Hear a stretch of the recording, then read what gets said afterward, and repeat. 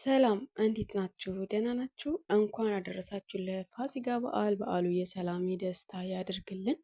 እንግዲህ በዓሉን በተመለከተ ይኸው ወጣ ብዬ ፈታ እያልኩላችሁ ነው እህቶቼ። እንግዲህ እናንተም እንዳይደብራችሁ ወጣ ብላችሁ ንጹህ አየርም ከተቀበላችሁ እንግዲህ ያው በዓልን እንዳከበራችሁት እንዳሰባችሁት ቁጠሩት። ምንም እንዳይከፋችሁ። ሰላም ሰላም ቤተሰቦቼ እንዴት ናችሁ? የተወደዳችሁና የተከበራችሁ ምርጥ የሀገሬ ልጆች አላችሁ? ሁሉ ሰላም፣ ሁሉ መልካም፣ እግዚአብሔር ይመስገን። እኔ በጣም ደህና ነኝ አለሁላችሁ። ከኔ ጋር ሁሉ ሰላም፣ ሁሉ መልካም ነው እላችኋለሁ። በዓሉን እንዴት አሳለፋችሁ? በዓሉን እንዴት ነበረ?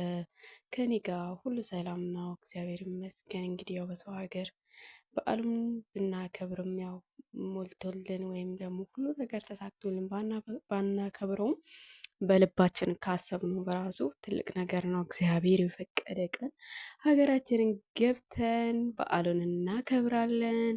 ምንም እንዳይከፋችሁ ምርጥ እህቶቼ፣ በስደት ዓለም ለምትገኙ የኔ መልካሞች፣ የኔ ታታሪዎች፣ የምወዳችሁ የማከብራችሁ በያላችሁበት ሰላምን፣ ጤና፣ ፍቅርን ያብዛላችሁ ነው የምላችሁ። እና ያው በዓል ሲመጣ ሁላችንም ይከፋናል። ሆኖም ግን ደግሞ ምን ማሰብ አለብን መሰላችሁ እህቶቼ? የወጣንበትን አላማ ልናስበው ይገባል። እንዴ እኔ ለምንድን ነው የወጣሁት?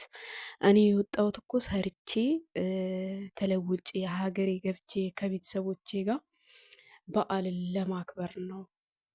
በቃ አላ ሁሉ ነገር ተስተካክሎልኝ ሁሉ ነገር ሞልቶልኝ ሀገሬ ስገባ በዓሉንም ከሰኩል ሁሉንም ነገር በቃ አከብረዋለሁ ብለን ራሳችንን ልናሳምን ይገባል ማለት ነው። መከፋት የለብንም። የሆነ ነገር ትዝ ሲለን የወጣንበትን አላማ ማሰብ አለብን። ዝም ብሎ አላማ ቢስ መሆን የለብንም። ጓደኛ እኔ እረፍት ወጥታ ከጓደኞቿ ጋር በዓል ስላከበረች እኔ ይከፋኛል ማለት ዘበት ነው። ምክንያቱም የእሱ አስተሳሰብ የእሱ አመለካከት ሌላ ነው፣ የኔ አመለካከት የኔ አስተሳሰብ ሌላ ነው።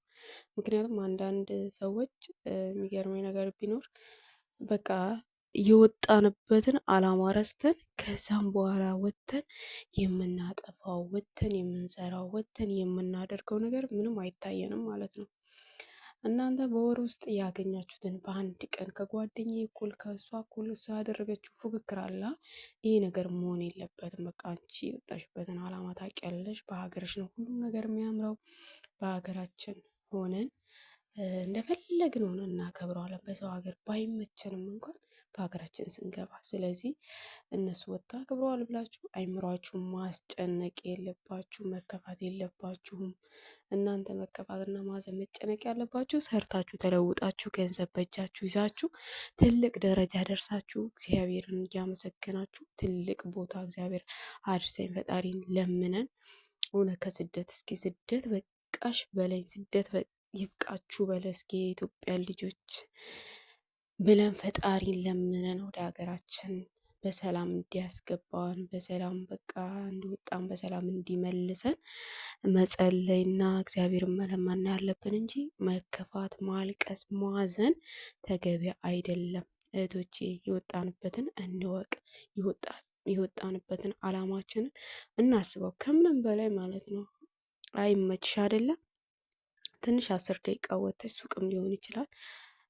በቃ የምሮሽን ንጹህ አየር በቃ በዓል እያከበርኩ ነው እግዚአብሔር ይመስገን። ምንም ባይመቸንም በሰው ቤት ምንም ማንን ፍሪነትም ተሰምቶ ልናክብረው ራሱ ብንል የሆነ በቃ ምንም እንትን አይለንም። ገብቷችኋል? ስለዚህ በሀገራችን ቡና ማፍልተን ብናከብር በዓሉ በደስታ ያልፋል ማለት ነው። ስለዚህ አትከፉ እህቶቼ፣ ጠንካራ ሁኑ። እኔ የወጣሁት ለለውጥ ነው። ተለውጬ እግሬ ላይ ቆሜ ሀገሬ ገብቼ በቃ ከቤተሰቦቼ ጋር በዓልን ተደስቼ አከብራለሁ ብለን ውስጣችንን ማሳመን፣ ውስጣችንን ማጽናት። እኛ ጽኑ ጎበዞች፣ ጀግናዎች፣ ታታሪዎች መሆን አለብን። ያኔ 1 ሰዓትም ትሆን 30 ደቂቃም ትሆን ያችን ሰዓታችንን በአግባቡ ልንጠቀማት ይገባል። ምክንያቱም የወጣ ነው ለዓላማ እስከሆነ ድረስ ነው። በቃ ለምንድን የወጣ ነው? ሰርተን ተለውጠን ትልቅ ደረጃ ደርሰን እንጂ ዝም ብለን በከንቱ ዝም ብለን በቃ ባልሆነ በሆነው ነገር ገንዘብን ማጥፋት ባል ሲመጣ የሆነ ነገር ያን እያማረን እያገዛን ገንዘብን ከማጥፋት ይልቅ ገንዘቦቻችንን ሴፍ አድርገን የምናገኛትን ፈጣሪ ባርክልን ብለን ሴፍ አድርገን ሁሉንም ነገር በአግባቡ ብንጠቀም ሁሉንም ነገር በአግባቡ ብናደርግ ተገቢ ነው ባይ ነኝ። እንግዲህ ሁላችሁም ደግሞ እስኪ እናንተም ሀሳብ አስተያየታችሁን በኮሜንት ጻፉልኝ። የምወዳችሁ የማከብራችሁ ማለት ነው። እንዳይከፋችሁ በቃ ብርቱ ሁኑ፣ ጎበዝ ሁኑ ነው የምላችሁ። የምር በቃ ብቻ ምን እንጃ በእርግጥ ይከፋል በጣም ማለት ነው። በቃ የለመዳችሁ ከቤተሰብ ተሰብስባችሁ በዓል ድባቡ ገና ከሩቁ እኮ ነው የሚታሰበው በዓል ገና ወራቶች ሲቀረው በቃ ያለን ጉጉት እና ግን ያው ምን ይደረግ ሁሉንም በተስፋ ሁሉም በትዕግስት ማለፍ መቻል ነው። ሁሉም በጊዜ ሁሉም በሰዓቱ ይሆናል ማለት ነው። የሰው ልጅ ትዕግስት ካለው ሁሉም በትዕግስት ሁሉም በጊዜ ይሆናል። በቃ እግዚአብሔር ያለው ይሆናል፣ እግዚአብሔር የፈቀደ ይሆናል። ስንት ነገር አለ በሀገራችን ይወክል በባህሩ በምኑ እየተሰደዱ ስንቶቻቸው ህይወት እያለፈ ስንቱ እያዘነን ያለው። ስለዚህ ይህም ወጥቶም ከመቅረት እግዚአብሔር ይጠብቀን እያለን እውነት የሞቱትን ወገኖቻችንን እያሰብን ጽኑ መሆን አለብን እና አትከፉ። በዓሉ የሰላም የደስታና የአንድነት ይሆንልን። ከምንም በላይ እስኪ ሀገራችንን ደግሞ ሰላም አድርጎልን እውነት እንደ ሰው ሀገራችንን ባርኮልን ፈጣሪ በሀገራችን ስራ ኖሮን እፎይ ብለን የምንኖርባት ሀገር እንድትሆን መጸለይ አለብን ነው የምላችሁ እህቶቼ። እና ሰላማችሁ ይብዛልኝ። ላይክ እና ሰብስክራይብ ማድረጋችሁን ደግሞ አትርሱ ምርጦችዬ። ከምንም በላይ ወዳችኋለሁ፣ አከብራችኋለሁ። ሁላችሁም ለምትሰጡኝ አስተያየት፣ ሁላችሁም ለምታበረታቱኝ ከልብ ነው የማመሰግነው እና በርቱ በርቱ። ሁሌ ደግነት ይጎዳናል። ስለዚህ ራሳችንን ለውጠን ራሳችንን አሸንፈን ለራሳችን ኑረን ራሳችን ላይ እግራችን ላይ መቆም አለብን። ገብቷችኋል? እስከ መቼ ወንድም እህት እያለን በዓል ሲመጣ ለእህቴ ለወንድሜ የሚለውን ነገር እናስብበት እህቶቼ፣ እናስብበት።